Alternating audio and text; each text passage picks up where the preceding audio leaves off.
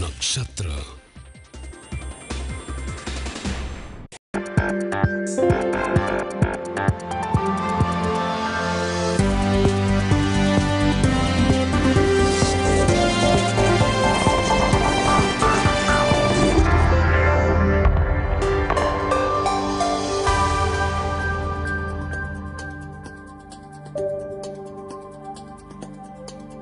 नमस्कार, मैं अमल जैन। झूठ की रवायतों के खिलाफ आज़ादी की जंग फिलहाल देश में जारी है। इसलिए लोगों के संघर्ष को हम गणतंत्र दिवस की बधाई दे सकते हैं। मीडिया की लरजती जुबान भी बता रही है कि उसकी कीमत ठीक तरीके से लगाई गई है, भले ही वो आज शर्म का प्रतीक हो।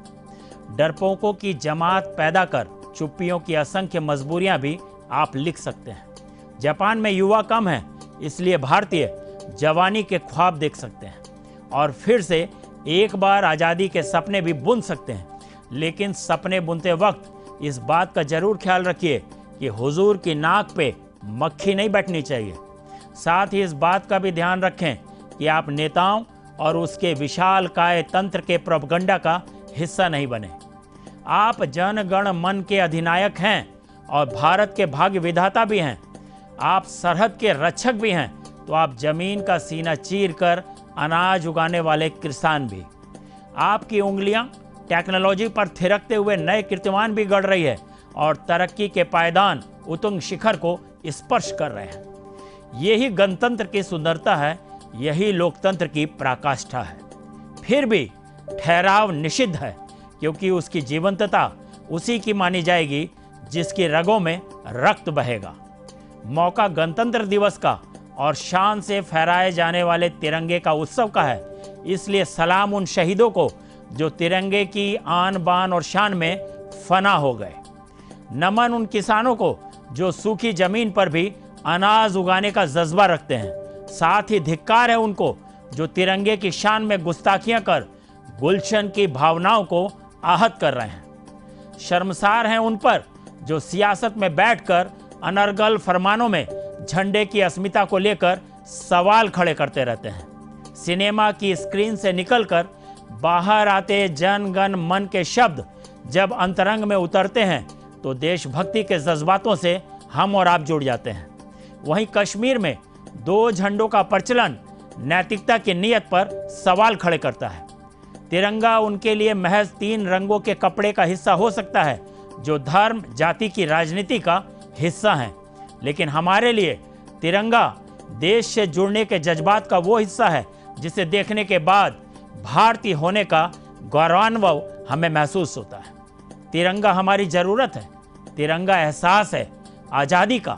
साथ ही देश धर्म और राजधर्म के निभाने का मकसद है हमारा तिरंगा। तिरंगे के मर्म को समझने के साथ साथ तिरंगे के लिए दी गई शहादत को भी आपको और हमको समझना होगा।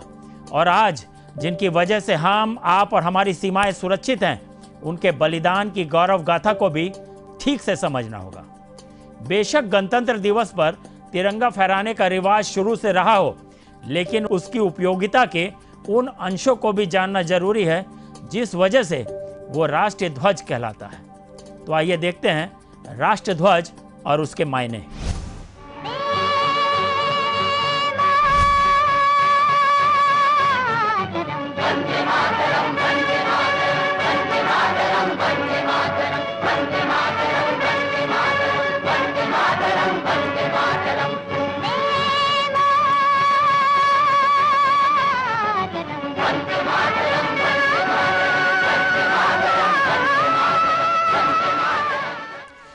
इस गीत में आवाज स्वरों की मलिका लता मंगेशकर ने दिया है। बंगाल के महान साहित्यकार बंकिम चंद्र चट्टोपाध्याय के विख्यात उपन्यास आनंद मठ में वंदे मातरम का समावेश किया गया था।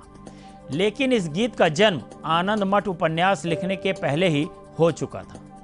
अपने देश को मातृभूमि मानने की भावना को प्रज्वलित करने वाले कई गीतों में ये गीत सबसे पहला है। वंदे मातरम के 2 शब्दों ने देशवासियों में देशभक्ति के प्राण फूंक दिए थे और आज भी इसी भावना से वंदे मातरम गाया जाता है। हम ये भी कह सकते हैं कि देश के लिए सर्वोच्च त्याग करने की प्रेरणा देशभक्तों को इस गीत से ही मिली। पीढ़ियां बीत गईं, पर वंदे मातरम का प्रभाव अब भी अक्षुण्ण है। आनंद मठ उपन्यास के माध्यम से यह गीत प्रचलित हुआ। उन दिनों बंगाल में बंग भंग का आंदोलन उफान पर था। दूसरी ओर महात्मा गांधी के असहयोग आंदोलन ने लोक भावना को जागृत कर दिया था। बंग भंग आंदोलन और असहयोग आंदोलन दोनों में वंदे मातरम ने प्रभावी भूमिका निभाई थी। स्वतंत्रता संग्राम के सेनानियों के लिए ये गीत पवित्र मंत्र बन गया था। हाथों में तिरंगा लिए देशभक्तों की टोलियां जब अंग्रेजों के विरुद्ध विद्रोह का बिगुल फूंक रही थी, तो हर नजर को एक ऐसे झंडे की तलाश थी जिसकी छांव तले देश की छिन्न भिन्न होती मर्यादा को बचाया जा सके। इसके लिए एक ऐसे राष्ट्र ध्वज की जरूरत थी जिसकी छांव तले देश को अंग्रेजी हुकूमत से आज़ाद कराया जा सके। बेशक 22 जुलाई 1947 के दिन संविधान सभा ने तिरंगे को देश के झंडे के रूप में स्वीकार किया हो, लेकिन देश के झंडे का अस्तित्व में आने के लिए काफ़ी लंबी दूरी तक उसे संघर्ष करना पड़ा था। हमारे राष्ट्रीय ध्वज के विकास में कुछ ऐतिहासिक पड़ाव हैं जिन्हें कम शब्दों में समझाया जाए तो ऐसा हम समझ सकते हैं। पहला, राष्ट्रीय ध्वज 7 अगस्त 1906 में पारसी बागान चौक कोलकाता में फहराया गया। इस ध्वज को लाल, पीले और हरे रंग की पट्टियों से बनाया गया था। दूसरा राष्ट्रीय ध्वज 1907 में पेरिस के मैडम कामा और उनके साथ निर्वासित किए गए क्रांतिकारियों ने फहराया। इसमें झंडे में सबसे ऊपरी पट्टी पर कमल का निशान था, लेकिन 7 तारे सप्त ऋषि की ओर इशारा करते थे। तीसरा झंडा उस वक्त आया जब हमारे राजनीतिक संघर्ष ने एक निश्चित मोड़ ले लिया। डॉक्टर एनी बेसेंट और लोकमान्य तिलक ने घरेलू शासन आंदोलन के दौरान इसे फहराया। इस झंडे में 5 लाल और 4 हरी पट्टियां और 7 सितारे बने हुए थे। 1921 में ऑल इंडिया कांग्रेस कमेटी के सत्र के दौरान आंध्रा के एक युवक पिंगली वेंकैया ने एक झंडा गांधी जी को दिया था, जो 2 रंग लाल और हरे रंग का बना हुआ था। यह झंडा हिंदू और मुस्लिमों का प्रतिनिधित्व करता था। उसी वक्त गांधी ने शेष समुदायों का प्रतिनिधित्व तय करने के लिए एक सफेद रंग की पट्टी और प्रगति का संकेत देने के लिए चलते हुए चरखे का सुझाव दिया। उसके बाद 1931 में तिरंगे को राष्ट्रीय ध्वज के रूप में अपनाने के लिए प्रस्ताव पारित किया गया, लेकिन ये झंडा केसरिया, सफेद और मध्य में गांधी जी के चलते हुए चरखे के साथ था। अंततः लास्ट में 22 जुलाई 1947 के दिन संविधान सभा ने तिरंगे को देश के झंडे के रूप में स्वीकार कर लिया। देश के तिरंगे में केसरिया रंग त्याग और बलिदान का प्रतीक है, जबकि सफेद सत्य, शांति और पवित्रता का, वहीं हरा रंग समृद्धता का, अशोक चक्र न्याय का प्रतीक है। 24 तीलियों वाले इस तिरंगे को फहराने के अधिकारों को लेकर भी जो लड़ाई लड़ी गई वो भी कम दिलचस्प नहीं है। घर घर तिरंगा फहराने की जंग आसान नहीं थी, लेकिन मशहूर उद्योगपति और सांसद रहे नवीन जिंदल ने इस बीड़े को उठाया और इसके लिए उन्होंने लंबी लड़ाई देश की शीर्ष अदालत तक लड़ी। नतीजा ये हुआ कि 26 जनवरी 2002 को भारतीय ध्वज संहिता में संशोधन किया गया और स्वतंत्रता के कई वर्षों के बाद भारतीय नागरिकों को अपने घरों, ऑफिसेज और फैक्ट्रीज में न केवल राष्ट्रीय दिवसों पर बल्कि किसी भी दिन बिना किसी रुकावट के तिरंगा फहराने की अनुमति मिल गई। भारतीय नागरिक अब रात में भी राष्ट्रीय ध्वज तिरंगा फहरा सकते हैं, लेकिन इसके लिए शर्त होगी कि झंडे का जो पोल है वास्तव में बहुत लंबा हो और झंडा रात में खुद भी चमके। गृह मंत्रालय ने जिंदल द्वारा इस संबंध में रखे गए प्रस्ताव के बाद ये फैसला किया। इससे पहले जिंदल ने हर नागरिक के मूलभूत अधिकार के तौर पर तिरंगा फहराने के लिहाज से अदालती लड़ाई जीती थी। जिंदल को दिए गए संदेश में मंत्रालय ने कहा कि प्रस्ताव की पड़ताल की गई है और कई स्थानों पर दिन और रात में राष्ट्रीय ध्वज को फहराने के लिए झंडे के बड़े पोल लगाने पर हमें कोई आपत्ति नहीं है। जून 2009 में मंत्रालय को दिए गए प्रस्ताव में बड़े आकार के राष्ट्रीय ध्वज को स्मारकों के पोलों पर रात में भी फहराए जाने की अनुमति मांगी गई थी, जिसमें कहा गया था कि भारत की झंडा संहिता के आधार पर राष्ट्रीय ध्वज जहां तक संभव है सूर्योदय से सूर्यास्त के बीच फहराया जाना चाहिए, लेकिन दुनिया भर में यह सामान्य है कि बड़े राष्ट्रीय ध्वज 100 फीट या इससे ऊंचे पोलों पर स्मारकों पर दिन और रात फहराए गए होते हैं।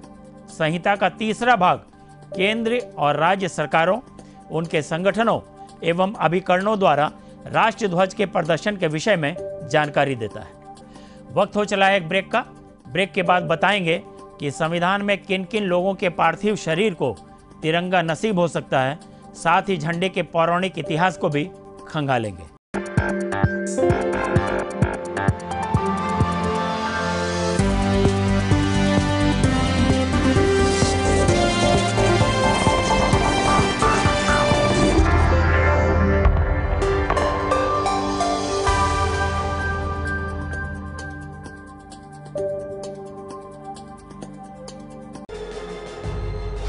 झांसी पर सियासत देर से क्यों बोली?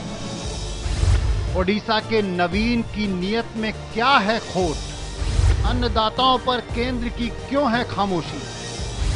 कहीं चुनावी मुद्दा तो नहीं बन रहे किसान? देखिए भाग्य विधाता में झांसी पर सत्ता के काजी, सिर्फ नक्षत्र न्यूज पर 27-28 जनवरी को शाम 7:30 बजे और रात 10:30 बजे।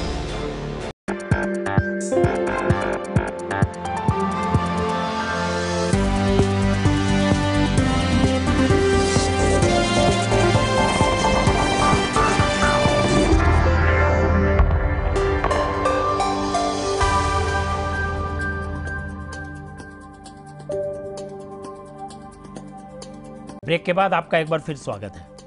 आज़ाद भारत में तिरंगे का एक खास मुकाम है और तिरंगे के इतिहास में 26 जनवरी 2002 को अपना अलग स्थान है। यही वो दिन है जब भारत के आम नागरिकों को भी अपनी मर्जी के हिसाब से किसी भी दिन झंडा फहराने की अनुमति मिल गई। ऐसी बात नहीं है कि इससे पहले झंडा फहराने का अधिकार उनको नहीं था।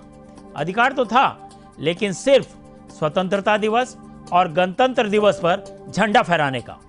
आपको यह जानकर आश्चर्य होगा कि भारत के हर व्यक्ति को अपनी कार पर राष्ट्रीय ध्वज फहराने की अनुमति आज भी नहीं है। हमारे देश में केवल कुछ गणमान्य व्यक्तियों को ही ऐसा करने की अनुमति है। साथ ही भारतीय ध्वज संहिता 2002 ने उन गणमान्य व्यक्तियों का नाम सूचीबद्ध किया है जो अपनी कारों पर राष्ट्रीय ध्वज फहरा सकते हैं। 2002 में कानून में किए गए संशोधन के बाद राष्ट्रपति, उपराष्ट्रपति, governor, lieutenant governor, prime minister, supreme court और हाई कोर्ट के जजेस, विदेशों में भारतीय मिशन के प्रमुख, लोकसभा और राज्यसभा के अध्यक्ष, राज्य के चीफ मिनिस्टर और कैबिनेट मिनिस्टर्स, राज्यों में विधानसभा और विधान परिषद के अध्यक्ष अपनी कारों में तिरंगा फहरा सकते हैं। साथ ही जब कोई विदेशी गणमान्य अतिथि भारत सरकार द्वारा प्रदान की जाने वाली कार में यात्रा करता है तो हमारे राष्ट्रीय ध्वज को कार की राइट हैंड साइड में लगाया जाता है और अतिथि देश के ध्वज को कार की बाईं तरफ लगाया जाता है। यहाँ पर एक बात और याद रखनी चाहिए कि राष्ट्रीय ध्वज से हमारा मतलब प्लास्टिक के झंडों से नहीं है जो कि सड़कों पर 5 रुपए में बिकते हैं। किसी भी देश का राष्ट्रीय ध्वज उसकी पहचान ही नहीं बल्कि उसके इतिहास और विचार को भी दर्शाता है। दुनिया भर में झंडे का इस्तेमाल प्राचीन काल से हो रहा है। जब राष्ट्र का निर्माण भी नहीं हुआ था तब झंडे का इस्तेमाल कबीलाई समाज के लोग किया करते थे। कबीले के नेता या लोग उस कबीले के प्रति अपनी निष्ठा या वफादारी के प्रमाण स्वरूप अपने घरों के बाहर झंडा लगाया करते थे। ऐसा माना जाता है कि जब लोग कबीलाई जीवन व्यतीत करते थे तब वो आपस में लड़ते भी थे। लोगों को ऐसे प्रतीक की जरूरत महसूस हुई जो कबीले की पहचान बने। लड़ाई में पराजित कबीले के क्षेत्र में विजेता कबीला अपना झंडा लगा देता था। भारत में झंडे का इतिहास ऋग्वेद काल से शुरू होता है, जब धूमकेतु झंडे का इस्तेमाल होता था। रामायण में भी शहर, शिविर, रथ यात्रा और रण क्षेत्र के बारे में झंडे का जिक्र मिलता है। रामायण में निषाद राज गुह की नावों में स्वस्तिक ध्वज, महाराजा जनक का सीर ध्वज और उनके भाई के कुश ध्वज का वर्णन है। महाभारत काल में तो ध्वज का भरपूर विवरण है। हर योद्धा का अलग अलग झंडा था। समय के साथ झंडे का रिश्ता सेना से जुड़ गया। जब जनसंख्या बढ़ने लगी और राष्ट्र का उदय हुआ तब झंडा राष्ट्र का प्रतीक बन गया। हर देश का अपना झंडा होना अनिवार्य हो गया। माना यह जाता है कि डेनमार्क दुनिया का पहला देश है जिसने सबसे पहले अपना राष्ट्र ध्वज अपनाया। अब सवाल उठता है कि तिरंगे को लेकर जो व्यवस्थाएं हैं उसके कानून क्या उन लोगों के लिए हैं जो सिर्फ खास पायदान पर हैं, या फिर उन लोगों के लिए भी तिरंगे की सरपरस्ती में रहने और मरने का उनको भी अधिकार है, जो गुमशुदा जिंदगी जीने के बाद खामोशी से देश की सेवा में अपना योगदान दे रहे हैं। किसी की देशभक्ति को कटघरे में खड़ा करना हमारा उद्देश्य कतई नहीं है, बल्कि हम तिरंगे के सम्मान की गाथा से आम आदमी को जोड़ने की बात कर रहे हैं। भारतीय जनता पार्टी इन दिनों महापुरुषों की मूर्तियों को गढ़ने का काम बड़े जोर शोर से कर रही है। साथ ही देश के विभिन्न प्रांतों की सरकारें भी सबसे झंडा ऊंचा मेरा है ऐसा दावा कर रही हैं। वहीं अगर हम फ्लैशबैक में चलते हैं तो तिरंगे को लेकर आरएसएस की सोच पर हमें थोड़ा सा शर्मिंदा होना पड़ता है। आपको शायद यकीन ना हो, लेकिन जो हम आपको बताने जा रहे हैं वो सच है। उत्तर प्रदेश के मुख्यमंत्री योगी का 15 अगस्त को मदरसों में तिरंगा फहराने का फरमान सर आंखों पर है। उनकी तसल्ली के लिए उत्तर प्रदेश में ही नहीं बल्कि पूरे देश में तिरंगा फहराने की वीडियो रिकॉर्डिंग करवा लेनी चाहिए। लेकिन अहम सवाल यह है कि आखिर देशभक्ति के मापने का पैमाना सिर्फ तिरंगा फहराना है क्या? हम नागपुर का केस नंबर 176 आपको याद दिलाना चाहते हैं। अगस्त 2013 को नागपुर की निचली अदालत ने 2001 के मामले में दोषी 3 आरोपियों को बरी कर दिया था। उन पर मुकदमा इसलिए किया गया था क्योंकि वो नागपुर के रेशमी बाग स्थित मुख्यालय में घुसकर 26 जनवरी को तिरंगा फहराने का प्रयास कर रहे थे। बाबा मेढ़े, रमेश कलम्बे और दिलीप चटवानी इस बात से दुखी थे कि स्वतंत्रता दिवस और गणतंत्र दिवस जैसे अवसरों पर भी आरएसएस के दफ्तरों में कभी तिरंगा नहीं फहराया जाता था। सवाल यह है कि जिस भवन पर ये युवक तिरंगा फहराना चाहते थे वो कोई मदरसा नहीं था, वो तो आरएसएस का राष्ट्रीय मुख्यालय था, जिसकी देशभक्ति पर आज भी कोई सवाल खड़े नहीं कर सकता। तो फिर क्या वजह थी कि संघ इस कोशिश पर इतना तिलमिला गया कि तीनों युवकों पर मुकदमा दर्ज हो गया और 12 साल तक वो लड़के संघ के निशाने पर बने रहे। साथ ही ये भी पूछना लाजिमी है कि नागपुर की अदालत में ये मुकदमा दर्ज होने के बाद 2002 में आरएसएस मुख्यालय पर तिरंगा झंडा फहराने का निश्चय क्यों किया गया। खैर, अगला सवाल ये कि शहीदों के पार्थिव शरीरों पर तिरंगा लपेटने का प्रसंग तो बनता है, लेकिन क्या ऐसे लोगों की अर्थियों को तिरंगे से लपेटा जाना उचित है जो प्रोफेशनल तौर पर केवल एक्टर हैं और अपनी कला के प्रदर्शन के एवज में मोटी रकम लेते हैं? अगर सही है तो उन शिक्षकों की अर्थी को तिरंगा क्यों नसीब नहीं है जो तमाम उम्र एक गांव के स्कूल में बच्चों को शिक्षा देते हुए अपनी जिंदगी गुजार देते हैं? उस किसान की अर्थी को तिरंगे से क्यों नहीं लपेटा जा सकता जो इस देश का अन्नदाता है और सूखी जमीन का सीना चीरकर देश के लोगों की भूख मिटा रहा है? उस पत्रकार की अर्थी को तिरंगा क्यों नसीब नहीं है जो ईमानदारी से सच्ची पत्रकारिता करते हुए देश की लोकतांत्रिक प्रणाली की खामियों को कलम की तासीर से मार्गदर्शन दे रहा है? हाल ही में फिल्म अभिनेत्री श्रीदेवी के पार्थिव शरीर को तिरंगे की छांव नसीब हुई। बेशक ये राजकीय सम्मान है और मिलना भी चाहिए, लेकिन उन किसानों, उन शिक्षकों, उन पत्रकारों या उन सभी लोगों को भी इस प्रथा में शामिल किया जाना चाहिए जिनका योगदान देश के विकास और संस्थागत ढांचों को सशक्त करने में रहा है। सवाल ये भी है कि अगर श्रीदेवी और शशि कपूर की अर्थी को तिरंगे में लपेटकर राजकीय सम्मान दिया गया तो फिर राजेश खन्ना, विनोद खन्ना और शम्मी कपूर जैसे दिग्गज कलाकारों को राजकीय सम्मान क्यों नहीं दिया गया? वैसे एक गंभीर सवाल दिल में मेरे और भी उठता है कि आखिर हमारे देश में खादी का तिरंगा इतना महंगा क्यों है? गरीब आदमी या छोटे मोटे कोचिंग संस्थान या फिर छोटे मोटे गांव के स्कूल को तिरंगा खरीदने में जनाब दम फूल जाता है। छोटी छोटी जगहों पर तो खादी के तिरंगे मिलते ही नहीं हैं। क्या भारत में सहजता और सुलभता से बहुत ही कम कीमत पर हमारा तिरंगा नहीं मिल सकता?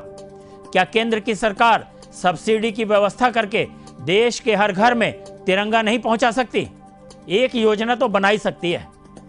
ग्राम पंचायतों की देखरेख में हर पंचायत की मुख्य जगह पर एक ऊंचा तिरंगा लहराता रहे और हमें भारतीय होने का गर्व महसूस कराता रहे, हम यही चाहते हैं। इतना तो सरकारें कर ही सकती हैं। बहरहाल तिरंगा एक एहसास है भारतीयता का, एक जज्बात है देशभक्ति का और एक पहचान है जिससे हमारी सरहदें सुरक्षित हैं। फिर भी तिरंगे को लेकर ऊल जलूल बयान आना और वंदे मातरम, भारत माता की जय पर सियासत होना हमें दुखी कर देता है। देशभक्ति का जुनून, राष्ट्रगान, जन गण मन की अधिनायकता का एहसास तो कराता है, फिर लोकतंत्र चंद लोगों के लिए कैसे हो सकता है? व्याख्या का बखान करने वाले तिरंगे के अशोक चक्र को प्रगति का प्रतीक तो बताते हैं, लेकिन तिरंगे की ताकत का एहसास आज भी आम आदमी एहसास क्यों नहीं कर पा रहा है? देश के तिरंगे पर बस इतना ही कहना है कि बसंती रुत चमन से मांग कर इत्र मल जाए, घटा अमृत बनकर बरसने को मचल जाए। तिरंगे की गजब शान है जब लहराए अंबर में, दिशाएं होड़ करती हैं, हवा इस ओर चल जाए। आइए अब राष्ट्रगान सुनते हैं।